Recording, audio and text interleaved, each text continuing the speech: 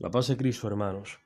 Feliz memoria de los santos Cirilo y Metodio, copatronos de Europa. Cirilo, monje, Metodio, obispo, hermanos, nacidos en Tesalónica, que han vivido en el siglo IX. Estos fueron evangelizadores del este de Europa, fueron enviados a la Moldavia a evangelizar a los eslavos. En este intento de evangelizar, pues Dios les inspiró que crearan este alfabeto que luego será llamado alfabeto cirílico, porque han querido que estas personas entrasen en diálogo con Jesucristo, han querido traducir las escrituras a su idioma, como Dios siempre ha querido. Dios siempre ha actuado en la historia del hombre de una forma condescendiente, esta condescendencia divina que habla en el lenguaje humano, de forma que el hombre pueda de alguna forma entender a Dios, no que quepa en la cabeza de nosotros, sino de poder dialogar con Él. Dios se abaja, se hace carne, entra en la historia de los hombres. Y bien, Cirilo y Metodio pues buscan esta forma de hacer llegar la palabra de Dios a ellos, creando este alfabeto y traduciendo las escrituras. Estos fueron declarados copatronos de Europa por Juan Pablo II. Son copatronos de Europa junto a San Benito. Hoy sucede algo muy particular, y es el hecho de que para la Iglesia ciertamente esta es la memoria más importante en este día, pero la cultura popular tiene mucho aprecio a San Valentín, y quizás un aprecio más comercial y, digámoslo así, más aéreo de lo que realmente no se recuerda, más bien no se recuerda la figura realmente de San Valentín. ¿Quién fue San Valentín? Fue un obispo de Terni, que ha vivido en los siglos, entre el siglo III y IV, que fue martirizado en Roma, en la Vía Flaminia. Fue martirizado porque, uno, por ser cristiano, obviamente. Otra cosa es porque realizó signos, prodigios, milagros, que luego suscitaron la conversión de algunas personas. Y eso resultó fastidioso y terminó siendo martirizado.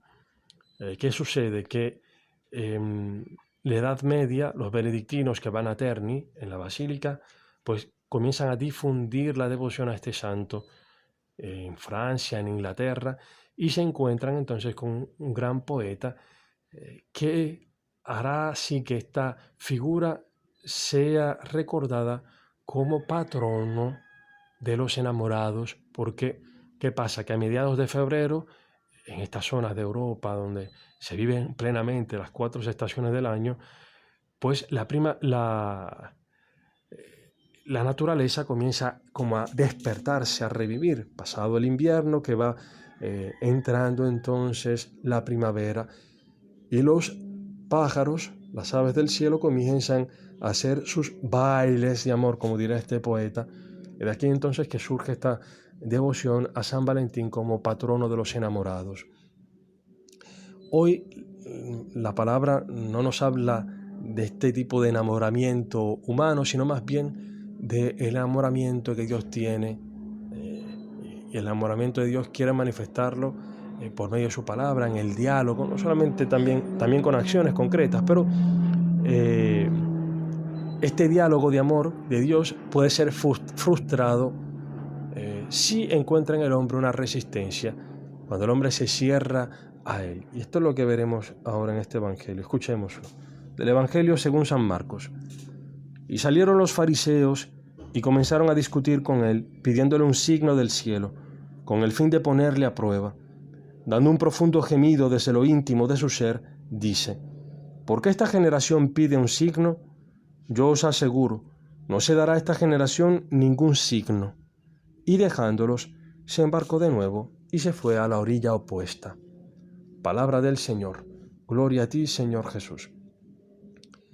Si vemos los paralelos de este evangelio, nos damos cuenta cuál es el problema que tienen estos fariseos? Ya Cristo lo está diciendo en este Evangelio de Marcos. Buscan ponerlo a prueba, a Él. Están tentando a Dios. Si vemos los otros paralelos donde se habla del signo de Jonás, vemos que Jesucristo habla de ellos como generación perversa y adúltera. Esta generación malvada, perversa. Si vemos en la historia de la salvación, el pueblo en el desierto es llamado así. Esta generación así perversa, ¿por qué?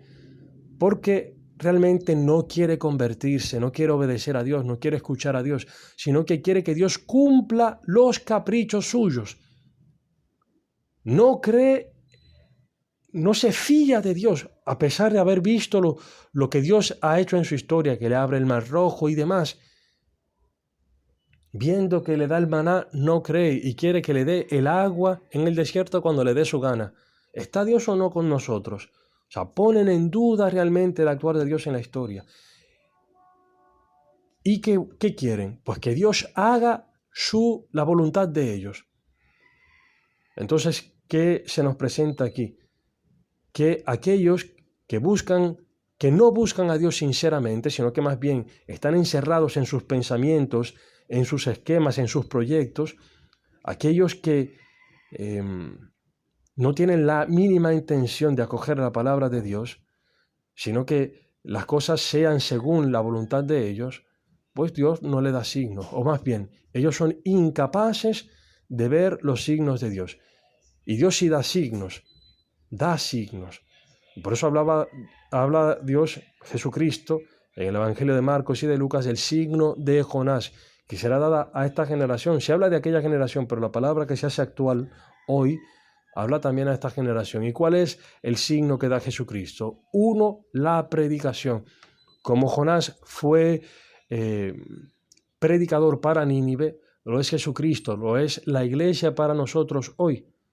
La predicación, primer signo.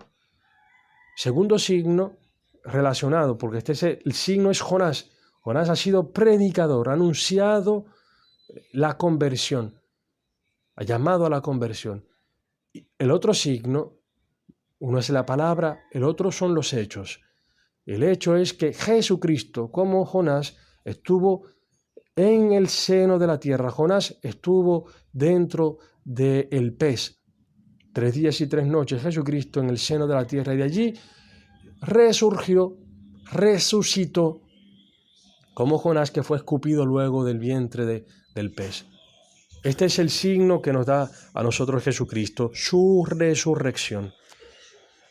También, no solamente esto nos da a nosotros el Señor. En nuestra historia hay eventos que el Señor permite, que nos indican cuál es su voluntad, por dónde caminar. Pero para saber cuál es el sendero que Él nos está indicando con los hechos, es necesario tener un corazón bien dispuesto, como lo ha tenido la Virgen María, que ha estado siempre dispuesta a acoger la palabra del Señor. De hecho, hágase en mí según tu palabra. Quien tiene esta disposición de la Virgen María, pues entonces puede discernir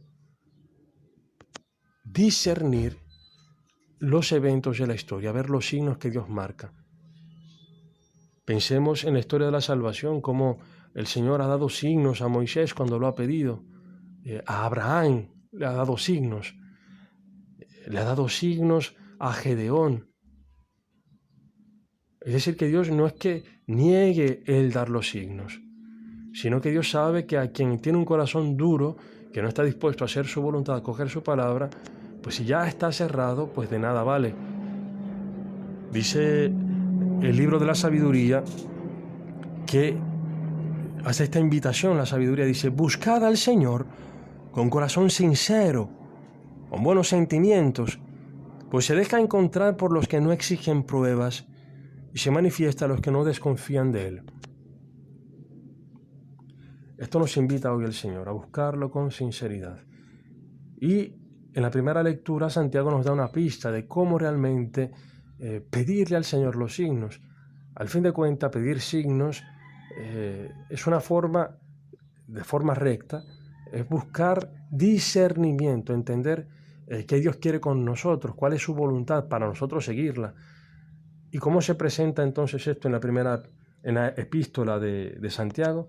Pues como la petición de sabiduría. Y dice Santiago que quien no tiene sabiduría, que la pida, pero que no la pida como aquel que tiene un corazón doble, una alma dividida. Porque si no estás dispuesto realmente a hacer la voluntad de Dios, que esto es todo lo que pedir la sabiduría. Dame sabiduría para hacer yo, Señor, tu voluntad. Se necesita la humildad para esto. Quien no tiene esta humildad de dejarse llevar por Dios, que es el pobre de espíritu, que pide entonces, sabiendo que no tiene nada, que está ciego, que necesita ser guiado por Él, por Dios, y está dispuesto a dejarse guiar, pues entonces nuestro Dios da sabiduría a quien se la pida. Por eso, hermanos, hoy pidámosle esto al Señor, que nos dé sabiduría, que nos dé inteligencia para seguir sus caminos, obedecerle a Él.